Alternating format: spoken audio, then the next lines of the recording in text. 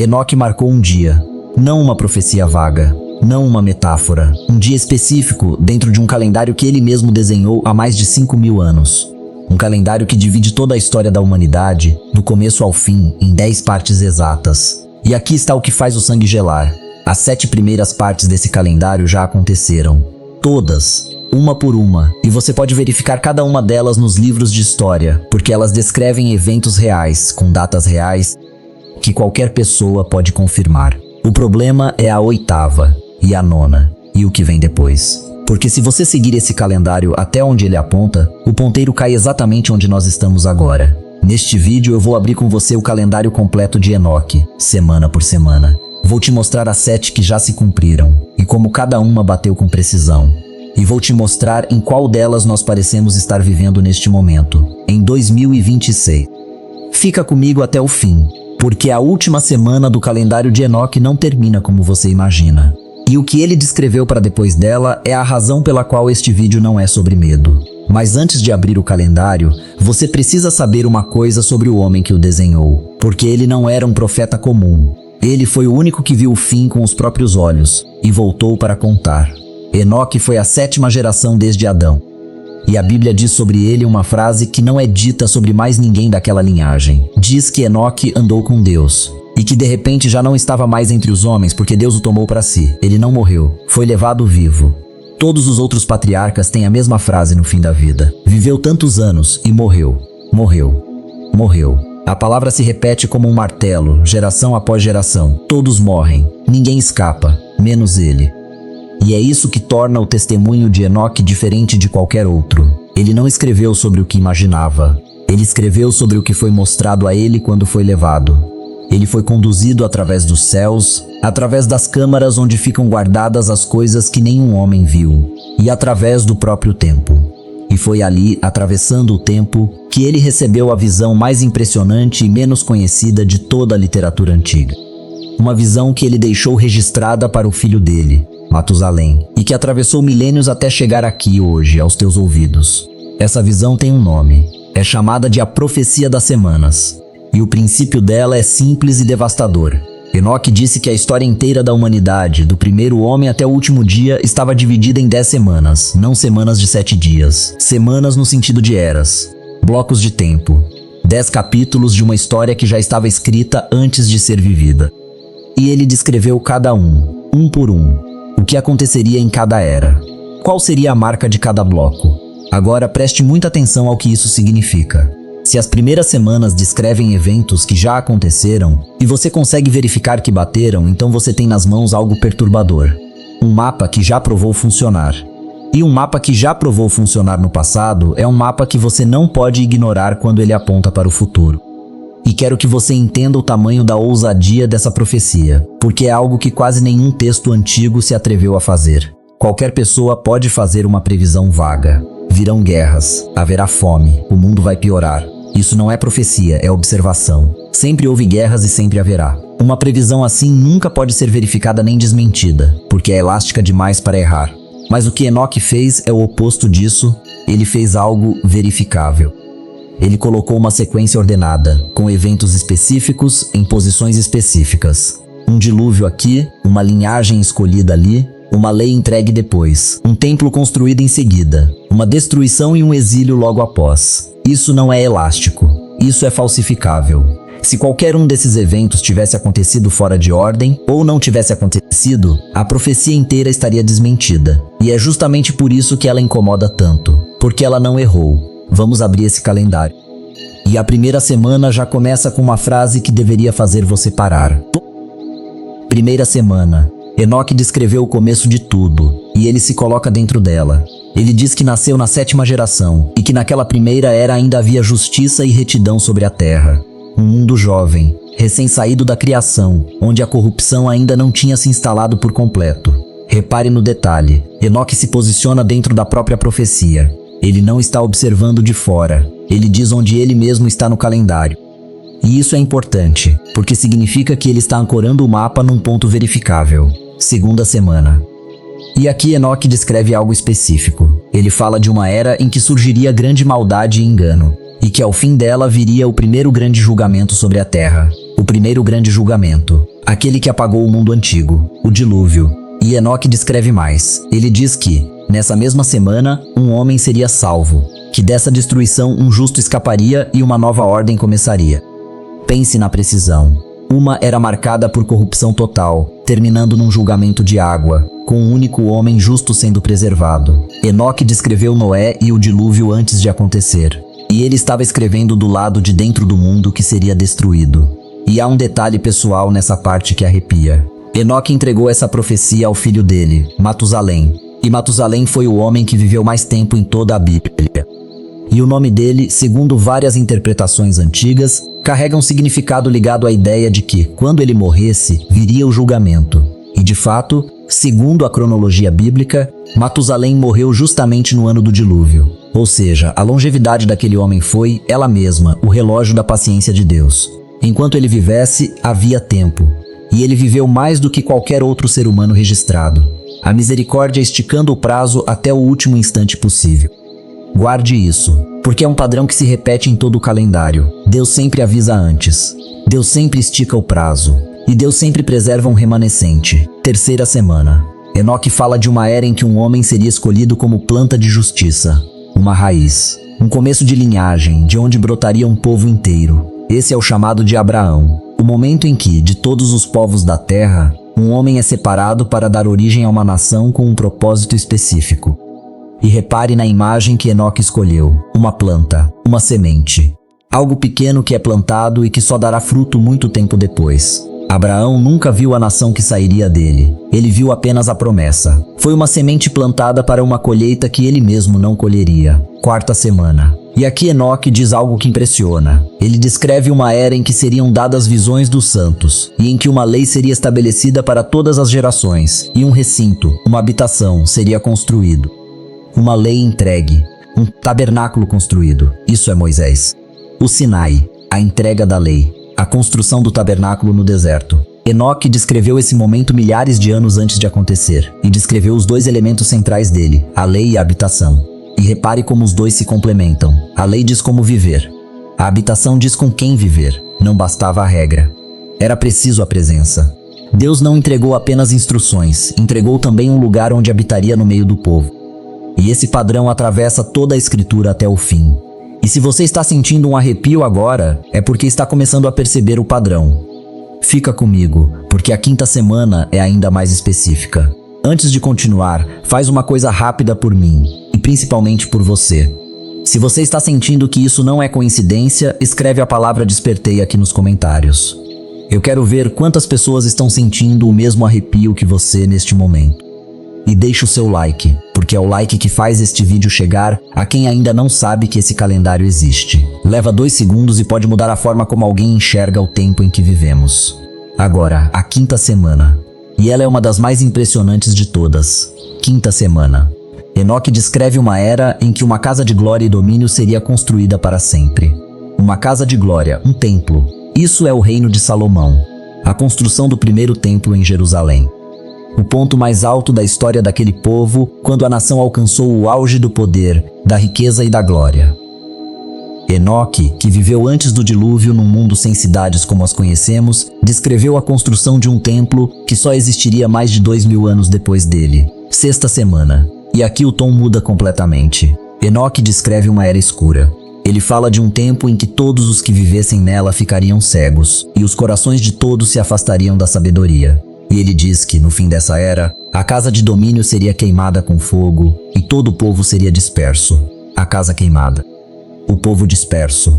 Isso é a destruição do primeiro templo e o exílio na Babilônia. O momento em que Jerusalém foi arrasada, o templo incendiado e o povo levado cativo para uma terra estrangeira. Enoque descreveu a queima do templo e a dispersão do povo, milhares de anos antes. E preste atenção à frase que ele usou para descrever essa era, porque ela é devastadora. Ele disse que todos os que vivessem nela ficariam cegos e os corações de todos se afastariam da sabedoria. Cegos. Não presos, não perseguidos, não derrotados.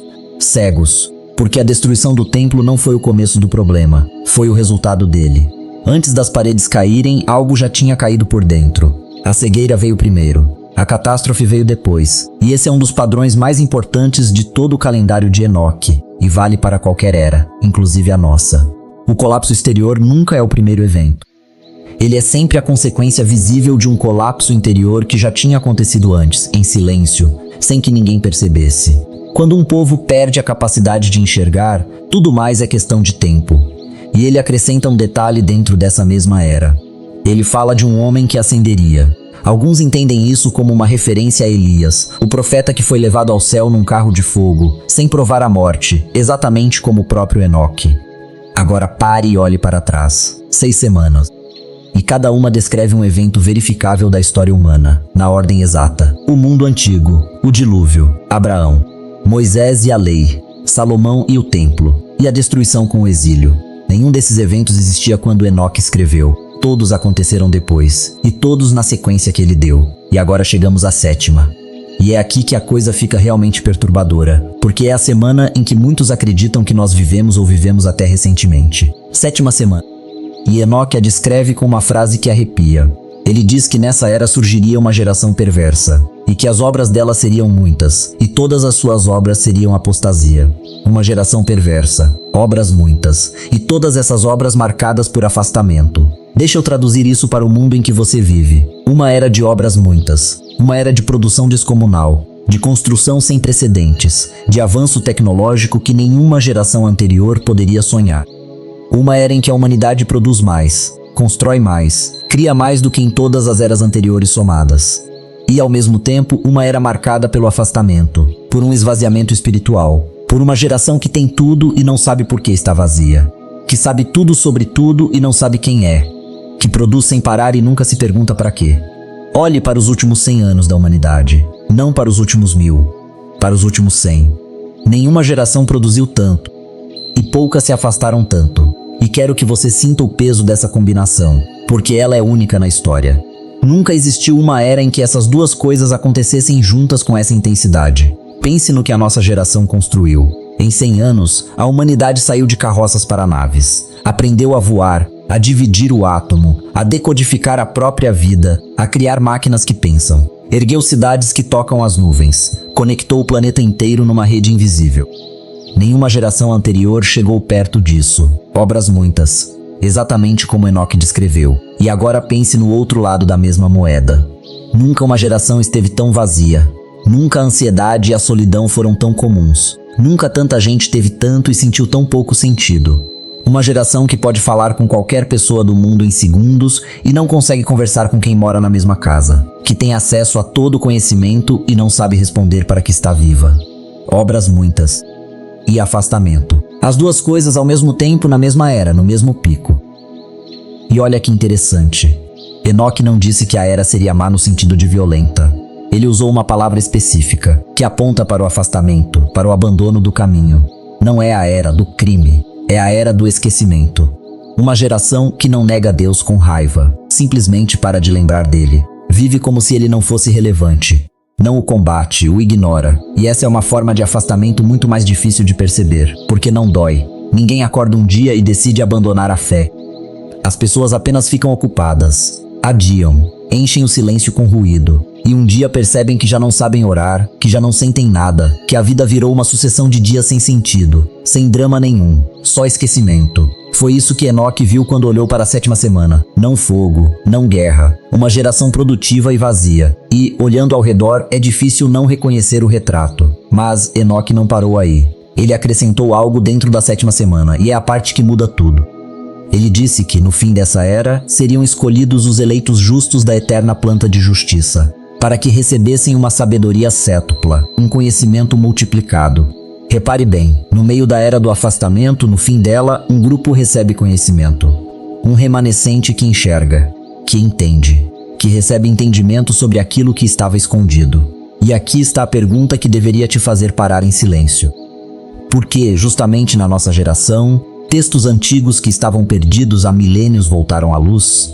Por que o livro de Enoque, que desapareceu do mundo ocidental por mais de 1000 anos, foi redescoberto e traduzido justamente nos últimos séculos? Porque, pela primeira vez na história, qualquer pessoa comum pode acessar em segundos aquilo que antes estava trancado em bibliotecas e mosteiros?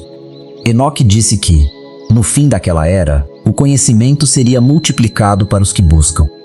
E Daniel, séculos depois, disse exatamente a mesma coisa. que as palavras estariam seladas até o tempo do fim, e que naquele tempo o conhecimento se multiplicaria. Duas testemunhas separadas por milênios apontando para a mesma coisa. Uma geração que teria acesso ao que estava selado. E a história de como este livro chegou até você é, ela mesma, quase inacreditável. O livro de Enoque era conhecido e lido nos primeiros séculos. Era citado. Era respeitado. Tanto que existe uma citação direta dele dentro da sua própria Bíblia, na Carta de Judas, no Novo Testamento, onde está escrito que Enoque profetizou dizendo que o Senhor viria com milhares e milhares dos seus santos para executar juízo. Está lá, dentro do livro que você tem em casa. Uma profecia de Enoque citada como verdadeira, mas o livro em si foi ficando de lado. Não entrou no cânon oficial, e com o passar dos séculos, foi desaparecendo do mundo ocidental. Por mais de 1000 anos, praticamente ninguém na Europa tinha acesso a ele. Era conhecido apenas por citações soltas, por referências antigas, como um livro perdido do qual só restava o eco. E então aconteceu algo notável. O texto tinha sobrevivido, quase intacto, num único lugar do mundo. Na Etiópia, onde a igreja o preservou dentro da sua tradição, geração após geração, enquanto o resto do mundo o esquecia completamente. E, apenas nos últimos séculos, esse texto foi trazido de volta, traduzido e devolvido ao alcance do mundo. Um livro que esteve escondido por mais de 1000 anos voltou à luz justamente na era em que Enoque disse que o conhecimento seria multiplicado para os que buscam. Pare e pense nisso. O livro que descreve uma era de conhecimento restaurado foi, ele mesmo, restaurado nessa era. Como se ele tivesse esperado guardado num canto do mundo, até o momento exato em que seria necessário. E na nossa geração, alguma coisa ainda mais impressionante aconteceu. Não apenas o texto voltou, ele se tornou acessível a qualquer pessoa.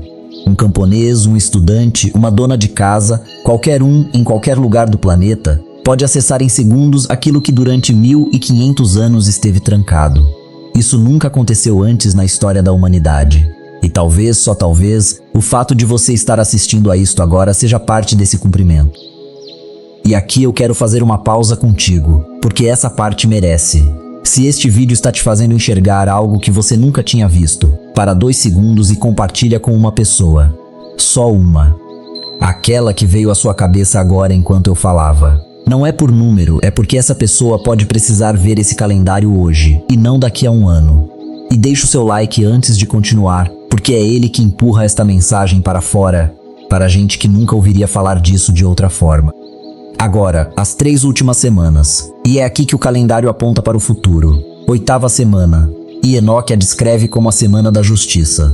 Ele diz que nessa era será dada uma espada a todos os justos, para executar juízo justo sobre os opressores, que os pecadores serão entregues nas mãos dos justos, e que ao fim dessa semana os justos adquirirão casas por causa da sua justiça, e uma casa será construída para o grande rei em glória, para sempre. Uma virada, uma inversão. Aquilo que estava por baixo passa para cima, a opressão é quebrada, e uma casa, um templo é reconstruído em glória. Muitos entendem que essa é a era do julgamento e da restauração, o momento em que a balança finalmente se inverte, quando a justiça deixa de ser adiada e passa a ser executada. E pare um momento nessa imagem, porque ela responde a uma das perguntas mais antigas do coração humano. Por que os injustos prosperam? Por que quem faz o mal parece sair impune? Por que quem oprime dorme tranquilo enquanto quem sofre chora sozinho? O calendário de Enoque responde. Não porque não haja justiça, mas porque ela tem um lugar marcado na sequência. A 8ª semana existe justamente para isso. Nada foi esquecido, nada foi perdido, nenhuma lágrima caiu no vazio. Existe uma era inteira reservada para acertar as contas de toda a história. E repare que a era da justiça termina com uma construção, não com uma destruição. Uma casa erguida para o grande rei, em glória, para sempre. O julgamento não é o objetivo, é a limpeza do terreno antes da obra. Deus não derruba para deixar o vazio, derruba para construir o que nunca mais será derrubado. 9ª semana. E aqui Enoque descreve algo global. Ele diz que nessa era o juízo justo será revelado ao mundo inteiro, que todas as obras dos ímpios desaparecerão de toda a terra, que o mundo será marcado para a destruição e que todos os homens olharão para o caminho da retidão. Repare, nessa era, a verdade deixa de ser questão de opinião. Ela é revelada ao mundo inteiro. Não haverá mais debate, não haverá mais dúvida. Todos verão. E pense em como isso contrasta com o tempo em que vivemos. Hoje tudo é discutível. Cada verdade tem 100 versões. Cada fato tem 1000 interpretações. Vivemos num tempo em que ninguém consegue mais concordar nem sobre o que é real. E Enoque descreve uma era em que essa confusão simplesmente acaba. Não porque alguém ganhou a discussão, mas porque a realidade se torna evidente demais para ser negada por qualquer um. E 10ª semana, a última. Enoque descreve que nessa era virá o grande juízo eterno, executado sobre os vigilantes, aqueles anjos que caíram e corromperam a humanidade lá no começo de tudo. Pense na simetria disso. O calendário começa com a corrupção que os vigilantes trouxeram e termina com o julgamento definitivo deles. O primeiro capítulo e o último se fecham em torno da mesma questão. Tudo o que começou torto é finalmente endireitado. E então vem a última parte, e é a mais bonita de todo o livro de Enoque. Ele diz que o primeiro céu passará, e um novo céu aparecerá, e que todos os poderes dos céus brilharão para sempre com luz 7 vezes maior.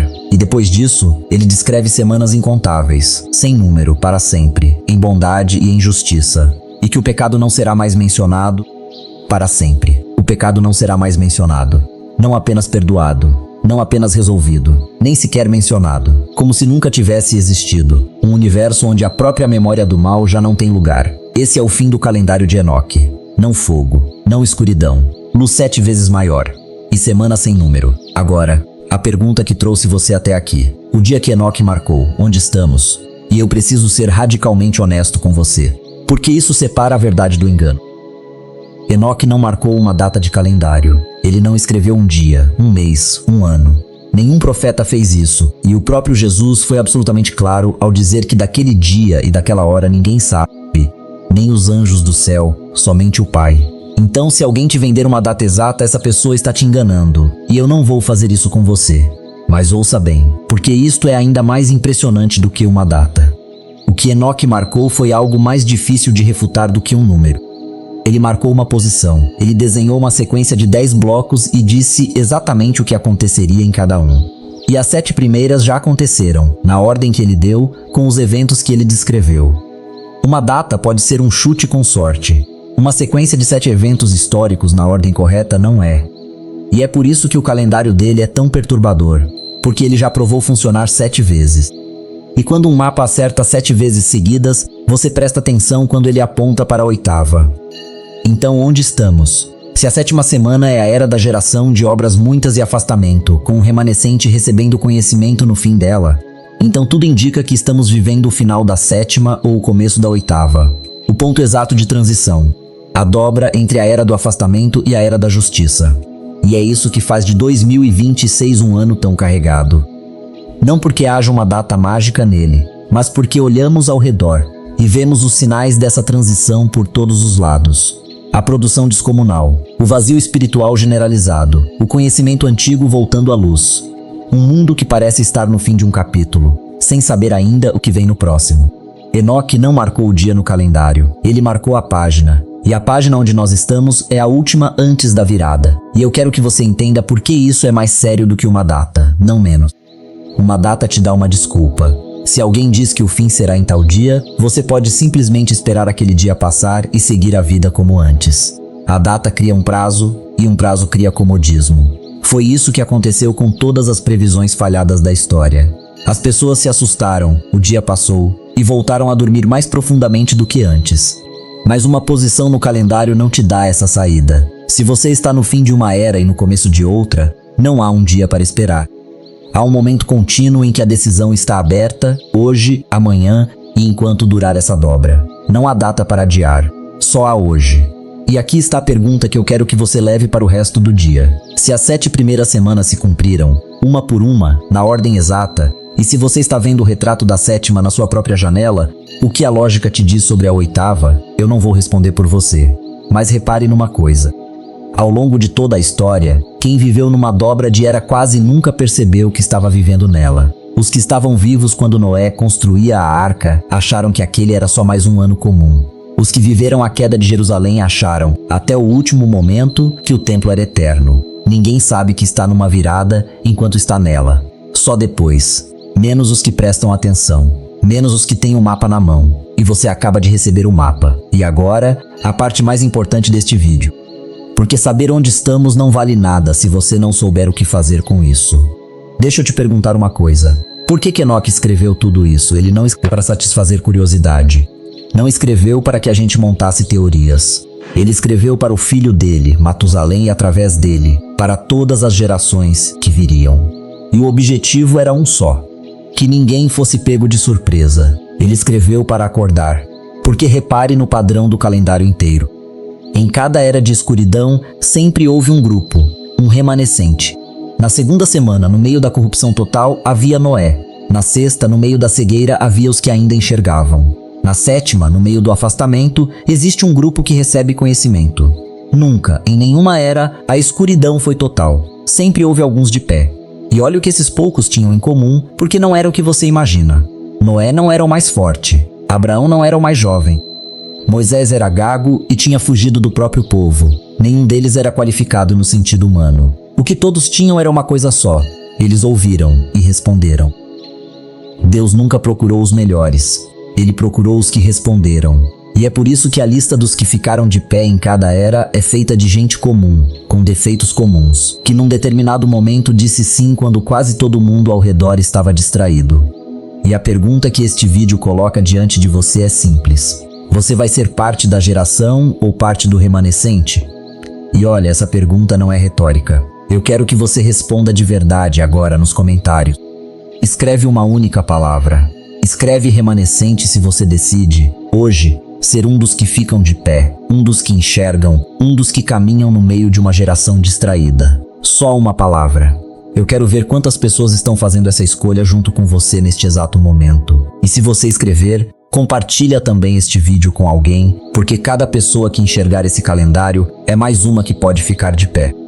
Porque a diferença entre os dois grupos nunca foi inteligência, nem posição social, nem quanto você sabe de profecia. A diferença sempre foi uma só, e Enoque é a prova viva dela. A Bíblia não diz que ele foi o mais sábio, nem o mais forte, nem o mais perfeito. Diz uma coisa só sobre ele: que ele andou com Deus. No meio da era mais corrompida da história, cercado por tudo que puxava na direção contrária, ele caminhou com Deus, todos os dias. E foi isso, e só isso, que o separou de toda a sua geração. E esse mesmo convite está diante de você agora. E talvez você esteja se perguntando o que isso significa na prática, no meio da correria, das contas, do trabalho, das telas. É mais simples do que parece, e é justamente por ser simples que a maioria ignora. Caminhar com Deus não é abandonar a sua vida, é acordar a alma dentro dela. Começa com o silêncio, aquele que este mundo tanto teme. Alguns minutos por dia sem tela, sem som, só você e Deus. É nesse silêncio que a anestesia começa a se quebrar. Continua com a conversa. Orar não é recitar palavras difíceis. É falar com Deus como você falaria com alguém que te ama de verdade. Contar o seu dia, as suas dores, os seus medos, e se sustenta com atenção. Aprender a reparar, a enxergar os sinais que os distraídos não veem, a viver desperto num mundo que insiste em fechar os olhos. É isso. E ao mesmo tempo é a coisa mais difícil do mundo, porque tudo ao seu redor foi construído para te manter dormindo. Por isso, caminhar com Deus hoje é um ato de resistência. É nadar contra a correnteza de uma geração inteira. Foi exatamente o que Enoque fez por 300 anos num mundo pior que o nosso. E foi isso que o levou para casa antes da tempestade. Então, se hoje o seu coração foi tocado, não deixe esse momento passar. Não trate isto como mais um vídeo que você assistiu e esqueceu. Para agora, em silêncio, onde quer que você esteja, e fala com Deus. Não precisa de palavras bonitas. Ele não está esperando um discurso perfeito. Está esperando um coração sincero. Diz apenas isso. Senhor, eu não quero atravessar esta era dormindo. Eu quero estar entre os que enxergam. Ensina-me a caminhar contigo como Enoque caminhou. A partir de hoje, se você fez essa oração, mesmo em pensamento, algo mudou neste instante. E eu quero celebrar isso com você. Escreve aqui embaixo a palavra caminhar, não por mim, mas como um marco para você mesmo. Um registro do dia em que você decidiu andar com Deus no meio de uma geração distraída. E toda vez que você voltar a este vídeo e ver o seu comentário, vai lembrar do momento exato em que você escolheu. E não se preocupe se você não sentiu nada extraordinário ao orar. Enoque não caminhou com Deus por causa de uma emoção de um único dia. Ele caminhou por 300 anos, um passo comum de cada vez, na maioria das vezes sem nada espetacular acontecendo. A caminhada não se sustenta em sentimento, se sustenta em direção. E a sua acabou de mudar de direção agora, mesmo que você não tenha sentido nada especial. Amanhã você dá o próximo passo, e depois outro. É assim que se constrói uma vida capaz de atravessar uma era inteira sem se perder dentro dela. E agora eu quero te pedir uma coisa, e presta atenção porque não é um pedido qualquer. Olha para o calendário que acabamos de abrir. 7 semanas cumpridas. Um mapa que já provou funcionar 7 vezes. E a maioria das pessoas ao seu redor não faz ideia de que isso existe. Compartilhe este vídeo com aquele amigo que anda perdido, com aquele familiar que perdeu a esperança, com aquela pessoa que veio à sua mente enquanto eu falava. Não pelos números, mas porque cada pessoa que vira esse calendário pode começar a enxergar o tempo em que vivemos de uma forma completamente diferente. Um único vídeo compartilhado no momento certo pode acordar alguém que estava dormindo. E deixa o seu like antes de sair. É simples, leva um segundo, e é literalmente o que decide se esta mensagem vai alcançar mais 10 pessoas ou mais 10.000. E se ainda não é inscrito no canal, o botão está aí embaixo, porque essa jornada está apenas começando. Ainda vamos abrir as visões completas de Enoque através dos céus, os nomes dos vigilantes que caíram, o mistério dos gigantes antes do dilúvio, e tudo aquilo que foi selado justamente para os últimos dias. Nós estamos vivendo um tempo de sinais. E ninguém sabe o dia nem a hora. Mas todos nós sabemos de uma coisa: hoje ainda dá tempo de acordar. Hoje a porta ainda está aberta. Hoje ainda é tempo. Enoque desenhou 10 semanas, 7 já se cumpriram. E a página em que estamos é a última antes da virada. Mas ele não escreveu isso para nos encher de medo. Ele escreveu para que, quando essa página chegasse, houvesse pelo menos alguns de pé, acordados, prontos, caminhando com Deus no meio de um mundo adormecido. Que você seja um desses. Que você seja como Enoque. Que, no meio da distração de toda uma geração, você seja um dos poucos que enxerga, que escuta e que caminha. Porque a última coisa que Enoque viu não foi o fogo, foi um novo céu com luz 7 vezes maior e semanas sem número, para sempre, onde o pecado não seria nem sequer mencionado. Esse é o fim do calendário, e o fim é bom, e eu quero que você leve essa imagem com você quando este vídeo terminar. Pense em Enoque, um homem que viveu no comecinho de tudo, num mundo tão corrompido que precisou ser apagado por um dilúvio. Ele não viu nenhuma das 10 semanas se cumprir. Não viu Abraão, não viu Moisés, não viu o templo, não viu nada. Ele recebeu o mapa inteiro e morreu, ou melhor, foi levado, sem ver quase nada daquilo acontecer. E ainda assim escreveu. Escreveu para o filho. E pediu que fosse guardado, passado adiante, preservado. Porque ele sabia que aquilo não era para ele. Era para uma geração distante que um dia precisaria enxergar. Milhares de anos depois, aqui está você, ouvindo, enxergando o mapa que ele deixou. Você é a geração distante para quem ele escreveu. Isso não é pouca coisa. Isso é ser alcançado por um aviso que atravessou o dilúvio, atravessou impérios, atravessou o esquecimento de mais de 1000 anos e chegou até os seus ouvidos hoje, num aparelho que Enoque jamais poderia imaginar. Não desperdice isso. Não deixe que essa mensagem seja só mais um vídeo entre 1000 outros. Ela viajou tempo demais para chegar até você. Que a paz de Deus, aquela que excede todo o entendimento, guarde o seu coração e a sua mente. Que a mesma graça que caminhou com Enoque no meio da escuridão caminhe com você todos os dias. E que você, no meio de um mundo adormecido, nunca deixe para depois aquilo que pode ser decidido agora. Nos vemos no próximo vídeo. Que Deus te abençoe grandemente. E até lá, permaneça acordado e continue caminhando com Ele.